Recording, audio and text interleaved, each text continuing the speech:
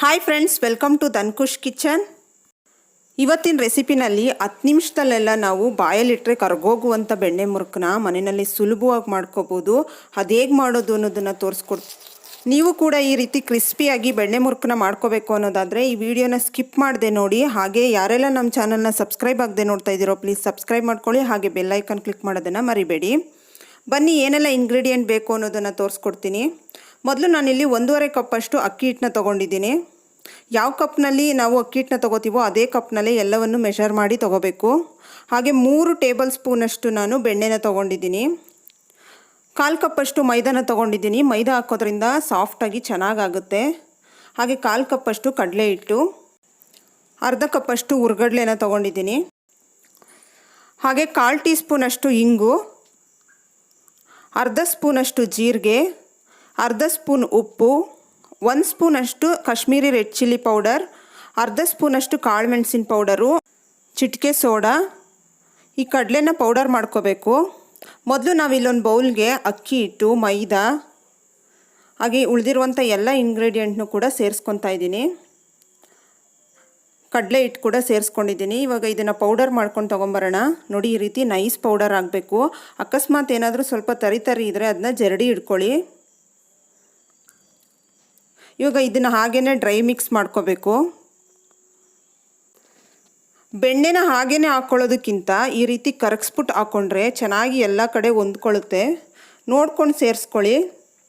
ನಾನು ಸ್ವಲ್ಪ ಇಟ್ಬಿಟ್ಟು ಮಿಕ್ಸ್ ಮಾಡಿ ನೋಡಿಕೊಂಡು ಆ ನಂತರ ಇನ್ನೂ ಸ್ವಲ್ಪ ಕೂಡ ಸೇರಿಸ್ಕೊತಾ ಇದ್ದೀನಿ. ನೋಡಿ, ಇದನ್ನು ಚೆನ್ನಾಗಿ ಮಿಕ್ಸ್ ಮಾಡ್ಕೊಳ್ಳಿ. ಜಾಸ್ತಿ ಕೂಡ ಹಾಕಬಾರ್ದು. ಜಾಸ್ತಿ ಹಾಕ್ಕೊಂಡ್ರೆ ಎಣ್ಣೆನಲ್ಲೆಲ್ಲ ಬಿಟ್ಕೊಂಡ್ಬಿಡುತ್ತೆ. ನೋಡಿಕೊಂಡು ಸೇರಿಸ್ಕೊಳ್ಳಿ. ಈ ರೀತಿ ಪೂರ್ತಿ ಚೆನ್ನಾಗಿ ಮಿಕ್ಸ್ ಮಾಡ್ಕೋಬೇಕು. ನೋಡಿ, ಈ ರೀತಿ ಸ್ವಲ್ಪ ಟೇಸ್ಟ್ ಇವಾಗಲೇ ನೋಡ್ಕೊಳ್ಳಿ, ಉಪ್ಪು ಖಾರ ಎಲ್ಲ ಕರೆಕ್ಟಾಗಿದೆಯಾ ಅಂಥೇಳಿ. ಇಲ್ಲ ಅಂದರೆ ಸೇರಿಸ್ಕೋಬೋದು. ನೋಡಿ, ಈ ರೀತಿ ಉಂಡೆ ಕಟ್ಟಿದ್ರೆ ಈ ರೀತಿ ಬರಬೇಕು. ಈ ರೀತಿ ಬಂದರೆ ಕರೆಕ್ಟ್ ಕನ್ಸಿಸ್ಟೆನ್ಸಿ ಅಂತ. ಇವಾಗ ಸ್ವಲ್ಪ ಸ್ವಲ್ಪನೇ ನೀರು ಹಾಕ್ಕೊಂಡು ಚೆನ್ನಾಗಿ ಕಲಿಸ್ಕೊಳ್ಳೋಣ. ಹಿಟ್ಟನ್ನು ಕೂಡ ಜಾಸ್ತಿ ನೀವು ಟೈಟಾಗಿ ಕಲಿಸ್ಕೋಬಾರ್ದು, ಹಾಗೆಯೇ ತೆಳುವಾಗಿ ಕೂಡ ಕಲಿಸ್ಕೋಬಾರ್ದು. ನೀವು ಪೂರಿಗೆಲ್ಲ ಹಿಟ್ಟನ್ನು ಯಾವ ರೀತಿ ಸಾಫ್ಟಾಗಿ ಕಲಿಸ್ತೀರೋ ಅಷ್ಟು ಇರಬೇಕು. ತುಂಬ ಟೈಟ್ ಆದರೂ ಕೂಡ ಚೆನ್ನಾಗಿ ಬರೋದಿಲ್ಲ, ಕಟ್ಟಾಗ್ಬಿಡುತ್ತೆ. ತೆಳುವಾದರೆ ತುಂಬ ಮೆತ್ತಗಾಗ್ಬಿಡುತ್ತೆ. ನೀವು ಕರ್ದು ತೆಗೆದು ಸ್ವಲ್ಪ ಹೊತ್ತಿಗೆಲ್ಲ ಮೆತ್ತಗಾಗ್ಬಿಡುತ್ತೆ. ನೋಡಿ, ಈ ರೀತಿ ಹಿಟ್ಟನ್ನು ಕಲಿಸ್ಕೊಂಡು ಉಂಡೆ ಮಾಡಿ ಇಟ್ಕೊತಾ ಇದ್ದೀನಿ.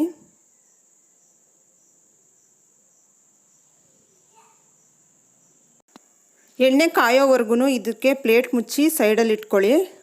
ನೋಡಿ, ಇದು ನಾವು ಮುರುಕು ಮಾಡಲಿಕ್ಕೆ ಯೂಸ್ ಮಾಡುವಂಥ ಪ್ಲೇಟು. ಇದು ಚಕ್ಲಿದು. ನೀವು ಚಕ್ಲಿದ್ರಲ್ಲೂ ಬೇಕಾದರೂ ಮಾಡ್ಕೋಬೋದು, ಆದರೆ ತುಂಬ ಟೈಮ್ ಹಿಡಿಯುತ್ತೆ. ಮುರುಕದಾದರೆ ಬೇಗನೆ ಆಗುತ್ತೆ. ನೋಡಿ, ಈ ರೀತಿ ಎಣ್ಣೆ ಕಾದ್ಮೇಲೆ ಲೋ ಟು ಮೀಡಿಯಮ್ ಫ್ಲೇಮಲ್ಲಿ ಇಟ್ಕೊಂಡು ಈ ರೀತಿ ಮುರುಕುಗಳನ್ನ ಮಾಡ್ಕೋಬೇಕು.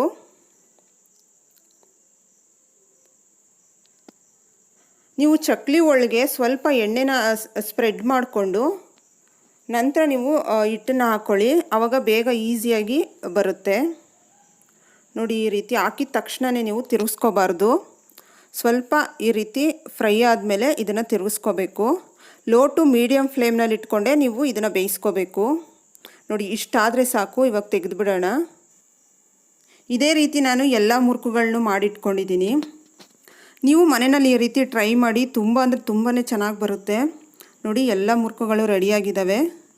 ಇವಾಗ ನಾನು ಇದನ್ನು ಎಷ್ಟು ಕ್ರಿಸ್ಪಿಯಾಗಿದೆ ಅಂತಲೂ ಕೂಡ ತೋರಿಸ್ತೀನಿ. ಕೈನಲ್ಲಿ ಸ್ವಲ್ಪ ಪ್ರೆಸ್ ಮಾಡಿದ್ರೆ ಸಾಕು, ಪೂರ್ತಿಯಾಗಿ ಪುಡಿ ಪುಡಿ ಆಗುತ್ತೆ. ಅಷ್ಟು ಚೆನ್ನಾಗಾಗಿರುತ್ತೆ. ತಿನ್ನಲಿಕ್ಕೂ ಅಷ್ಟೇ, ಬಾಯಲ್ಲಿಟ್ಟರೆ ಕರಗೋಗುತ್ತೆ ಅನ್ನೋಷ್ಟು ಚೆನ್ನಾಗಾಗುತ್ತೆ. ಈ ರೀತಿ ನೀವು ಮನೆಯಲ್ಲಿ ಮಾಡಿ ಮಕ್ಕಳಿಗೆ, ಹಸ್ಬೆಂಡ್ಗೆಲ್ಲ ಕೊಟ್ಟರೆ ತುಂಬಾ ಇಷ್ಟಪಡ್ತಾರೆ. ಟೀ ಟೈಮಲ್ಲೆಲ್ಲ ನೀವು ಸ್ನ್ಯಾಕ್ಸ್ ಬೇಕು ಅಂದರೆ 10 ನಿಮಿಷದಲ್ಲೆಲ್ಲ ಮಾಡ್ಕೊಬಿಡ್ಬೋದು.